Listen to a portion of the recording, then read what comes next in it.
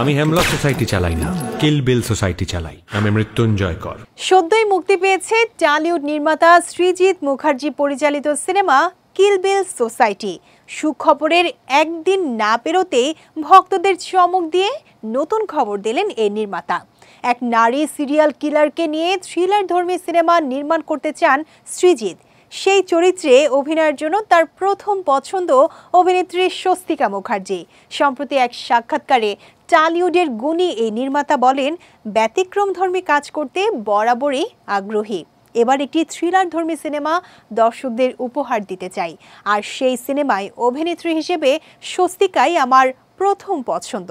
সৃজিত আরও বলেন, স্বস্তিকা প্রায়ই আমাকে বলে পুরুষ সিরিয়াল কিলার নিয়ে অনেক কাজ করেছি, এবার এক নারী সিরিয়াল কিলার নিয়ে সিনেমা তৈরি করতে। সে কথাই অনুপ্রাণিত হয়ে নতুন সিনেমাটি বানাতে চাই।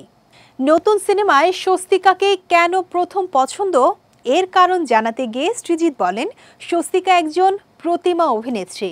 পরিচালক হিসেবে তার উপর সম্পূর্ণ ভরসা করা যায়।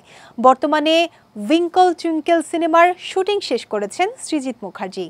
এছাড়াও তিনি ব্যস্ত রয়েছেন লৌহ গৌরাঙ্গের নামরে সিনেমার কাজ নিয়ে।